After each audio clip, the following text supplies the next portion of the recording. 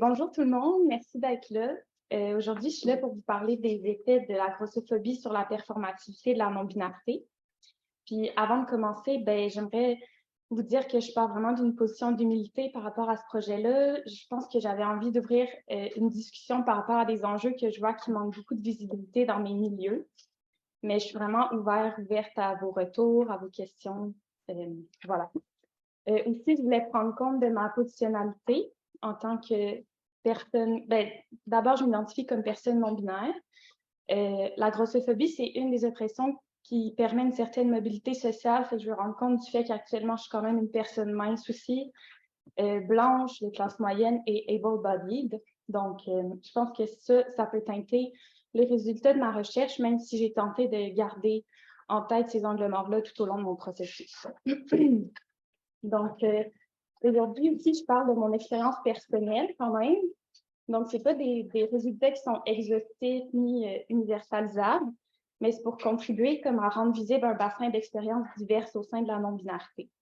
Donc, voilà. Puis, je vais aborder des termes quand même très chargés et lourds. Donc, je vais parler de sexisme, de violence coloniale, de racisme, de misogynie. Donc, sachez-le. Ma présentation va diviser comme en 3 parties. D'abord, je vais aborder la grossophobie et les effets de la grossophobie sur la performativité des genres binaires. Ensuite, je vais m'attarder plus à la performativité de la non-binarité chez les corps compris comme femmes. Et finalement, je vais m'adresser à l'intersection des deux, soit la grossophobie chez les corps non-binaires féminisés. Donc, d'abord, je vais faire une historicisation de la grossophobie. Je me suis beaucoup inspirée de l'ouvrage de Sabrina Strings, qui est une féministe noire, dont le nom de son ouvrage, c'est Fear of the Black Body, qui situe les racines de la grossophobie dans la colonisation. Donc, ça va être comme au siècle des Lumières qu'on va voir les premières associations entre minceur et rationalité masculine. C'est comme des pensées qui sont beaucoup aussi héritées du puritanisme, au sens où la gloutonnerie est perçue comme nous empêchant d'avoir accès à une pensée plus haute, à une pensée plus profonde. À partir aussi de ce moment-là, il va y avoir beaucoup de colons puis d'esclavagistes anthropologues qui associent la gloutonnerie, la dépravation sexuelle, la primitivité aux personnes esclavagisées, donc noires et autochtones aussi. Puis, ce qui situe un peu comme site premier de la grossophobie, le corps des femmes noires. Donc, on va identifier des traits physiologiques qui sont supposés être indicateurs d'une infériorité raciale. Puis, il y a vraiment une prolifération de ces travaux-là au cours des 18e, 19e siècles qui consolident un peu l'association entre la civilité, la blancheur, la minceur. D'ailleurs, justement, au courant des 18e et 19e siècles, il y a un besoin de réaffirmation de la supériorité raciale occidentale. Ça s'ancre dans un idéal esthétique qui est directement lié à la minceur lui aussi, puis qui est construit conjointement avec les catégories de genre. C'est que l'édification des catégories de genre binaires, comme on les connaît, hommes-femmes, sont directement liées à la racialisation puis à la grossophobie, en plus de s'inscrire dans une logique qui est hétéropatriarcale. Donc, voilà, les notions de féminité, de masculinité, d'humanité, c'est loin d'être des notions qui sont universelles, contrairement à ce que la philosophie occidentale a souvent prétendu. C'est en fait des notions qui ont été ancrées dans la violence coloniale, qui sont réservées aux colons, aux colonnes blanches. Donc, on voit comment le corps des femmes est comme vraiment instrumentalisé par l'idéologie coloniale, parce que ainsi, on demande aux femmes blanches d'incarner les notions de supériorité raciale en étant able-bodied, en étant de classe aisée, en étant hétérosexuelle, en étant mince et blanche, je l'ai dit ici. Donc, voilà. Donc, le terme femme est un terme qui comporte un grand historique d'oppression et qui mobilise une féminité dont la conception est tellement étroite que pour plusieurs, elle est inatteignable. D'ailleurs, ça a été remis en question par plusieurs féministes, à commencer par Sojourner Truth, qui est une féministe noire abolitionniste, qui a fait un discours célèbre qui s'appelle Anti-Woman, peut-être que vous le connaissez. C'est une idée qui a été reprise par plusieurs féministes, dont aussi Monique Wittig avec les lesbiennes ne sont pas des femmes. Donc, dans cette même lignée, le postulat, c'est de dire, ben, être hors des normes de minceur affecte de la même façon que la racialisation ou l'orientation sexuelle, la conformité au genre binaire et donc la performativité de genre. Par performativité de genre, j'entends les actes de genre qu'on adopte quotidiennement pour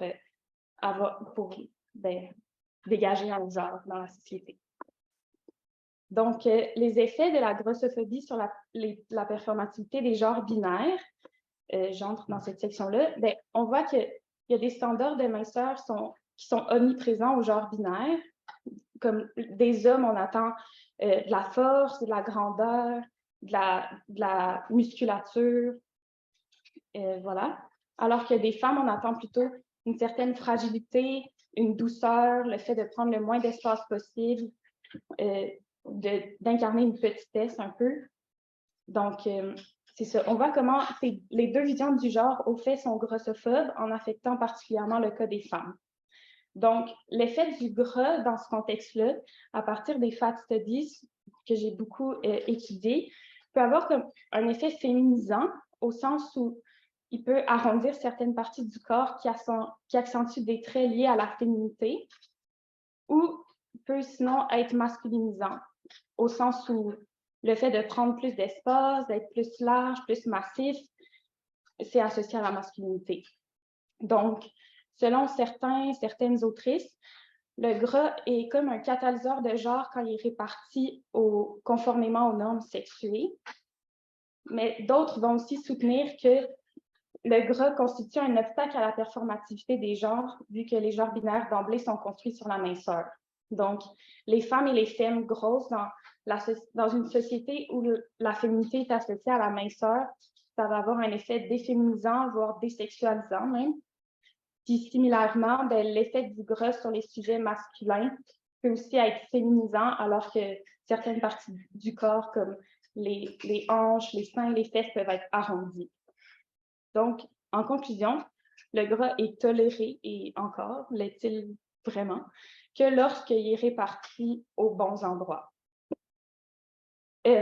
Voilà, donc là, maintenant, j'entre dans la partie qui se concentre plus sur la performativité de la non-binarité chez les corps lus et perçus comme femmes.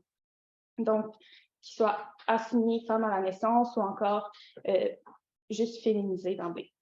Donc, j'ai voulu m'intéresser à la non-binarité en soi, mais ça a été vraiment difficile parce que c'est très peu théorisé dans la littérature queer et féministe. Puis, bien que ça soit pas un phénomène nouveau, son émergence sur la scène mainstream est comme plus récente. C'est plus récent que le phénomène a plus de visibilité. Donc, en essayant de trouver une réponse à ça, je me suis attardée au concept de neutralité de genre, puis aux codes qui sont associés à cette neutralité-là, en historicisant le processus de sexuation des corps et de catégorisation sexuelle. Donc, d'abord, en fait, les savoirs scientifiques autour de la sexualité se sont construits dès le 17e siècle à partir d'un point de vue exclusivement masculin jusqu'à la fin du 20e siècle. Ces savoirs s'articulent autour d'une conception des genres qui est basée sur la différenciation sexuelle et qui a beaucoup posé le corps masculin blanc comme la norme, comme l'absolu, en opposition au corps féminin qui était le relatif, l'autre, le corps sexué. Donc, la réduction des femmes à leur corps au cours de cette époque-là, qui ont été pathologisées, différenciées, sexualisées comme objet de désir aussi, les a construits un peu comme représentants de la sexualité, alors que le corps masculin qui se posait en observateur a joué d'une invisibilité relative. Donc, la prétendue comme neutralité du sujet masculin, qui s'est perpétuée dans ce processus-là de sexuation des corps, a renforcé une certaine association du masculin au neutre chez les corps, en général, de façon à ce qu'elle s'étende aux conceptions du genre. Fait que la féminité souvent apparaît comme genrée par opposition à la masculinité qui apparaît comme non genrée. C'est ça. Mon expérience personnelle aussi, en tant que personne non-binaire, témoigne de la persistance de ces associations-là, alors que les corps féminisés, pour être compris comme non-binaires, doivent se dégenrer, donc doivent souvent procéder à comme une déféminisation. Autrement, ces corps-là, qui sont des corps féminisés, puis qui sont déjà perçus et mégenrés comme des femmes, semblent se conforter à leur genre assigné. Donc, c'est ça, personnellement, j'ai l'air de moins subvertir le genre si j'ai une présentation féminine que si j'ai une présentation masculine. D'ailleurs, il y a comme des parallèles intéressants à faire avec la valorisation de la masculinité dans le queer, qui a beaucoup été critiqué, alors que ce mouvement qui se veut inclusif, mais à la fois très large, a souvent centré les perspectives des hommes gays, cis et blancs, puis a tendu à poser la féminité un peu comme moins radicale. L'autrice Biddy Martin aussi parle de comment les conceptions fixes du genre, comment on détient des conceptions fixes du genre et de la race, qu'on entretient un peu l'idée que le genre, c'est les femmes, puis la race, c'est tout ce qui est non-blanc, alors que dans tous les cas, tout est construction au sens où la masculinité est une construction genrée au même titre que la féminité l'est, la blanchité de la même façon que la non-blanchité, la racialisation en fait, la non-blanchité en tout cas. Donc, voilà. Puis aussi, ce qu'on voit, c'est qu'il y a une certaine récupération de ces identités-là qui sont nées des sous-cultures par le néolibéralisme. Ça contribue à la fixation des identités dans une certaine norme précise. Donc, on voit la représentation de l'androgynie, de la neutralité de genre, dans notamment les compagnies de mode, dans le mannequinat, un peu dans les séries qui commencent à avoir des personnages non-binaires assignés femmes, qui va vraiment être ancré dans une perspective, encore une fois, blanche et mince, et relativement dans une présentation de genre masculine. Donc, voilà, je vais prendre une gorgée d'eau. J'arrive maintenant dans la troisième partie de ma présentation, qui sont les effets de la grossophobie sur la performativité de non-genre des sujets non-binaires assignés femmes. Donc, encore une fois, j'ai trouvé très peu de textes sur l'intersection de la non-binarité et de la corpulence. Donc, j'ai essayé d'élaborer une réponse à partir des sections précédentes que je viens de vous présenter. À ce moment-là, dans ma recherche, je me suis quand même heurtée à un point de tension entre les mouvements trans et les fat studies, parce que dans le fond, les fat studies préconisent quand même une acceptation du corps puis un body positivity, comparativement un peu à la notion de malléabilité des corps qui est mise de l'avant chez les mouvements trans. Donc, les revendications pour les droits des personnes trans ont beaucoup placé le corps comme étant l'expression extérieure d'une identité intérieure, qui a été aussi critiquée éventuellement, mais est donc comme malléable. Ben, par contre, cette problématique-là, entre les fat et trans politics, ça crée une problématique entre les fat et trans politics parce que les premiers préconisent l'acceptation corporelle en résistance au diktat de la minceur, alors que les autres, souvent, vont recourir à la modification corporelle pour atteindre la présentation de genre souhaité. Donc, si d'une part, la malléabilité des corps a été cruciale et l'est toujours au bien-être de plusieurs personnes trans, il s'agit aussi d'un rapport complexe car le désir de passe, tout en étant un acte de résistance qui démontre le caractère construit du genre, peut aussi contribuer à renforcer certaines normes. Puis à ce sujet, j'ai trouvé un auteur très intéressant dans les Fat Studies qui est transmasculin, Francis Ray White, qui parle de la grossophobie omniprésente dans les milieux queer et trans. Il relève comment l'incorporation, l'embodiment de la masculinité passe généralement par la minceur et l'absence de courbe. On voit aussi une valorisation beaucoup de la musculation puis de la réappropriation des espaces sportifs dans les milieux masculins, ce qui est vraiment le fun, mais qui tend à encourager aussi une perte de poids, une définition des muscles, etc. Donc, le gras, même dans les milieux trans, constitue un obstacle au passing. Donc, l'association de la non-binarité à la neutralité de genre et la neutralité de genre à la masculinité fait en sorte que la performativité qui est associée à la non-binarité pour les corps féminisés s'appuie sur une déféminisation, comme je l'ai dit tantôt. Mais celle-ci, par contre, est difficilement atteignable, alors qu'il y a plusieurs traits physiologiques qui sont associés à la féminité, comme les hanches, les fesses, les seins, etc., qui restent des indicateurs de genre marqués pour plusieurs.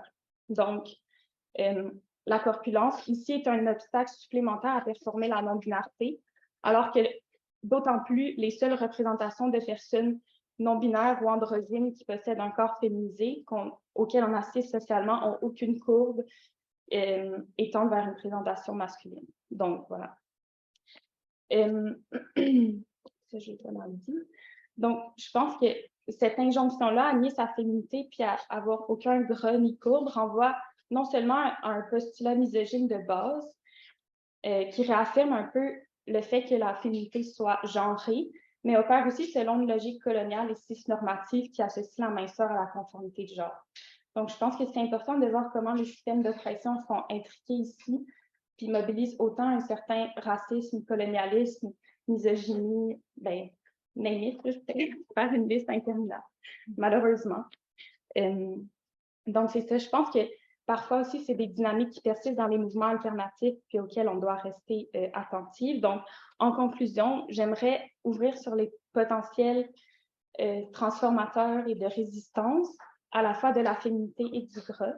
Puis, en invitant les milieux queer à revaloriser la féminité quelle qu'elle soit dans toutes ces années de résistance au patriarcat, mais aussi à célébrer nos abels gros et grosses, à célébrer le pouvoir queer du gras comme agent non normatif du genre.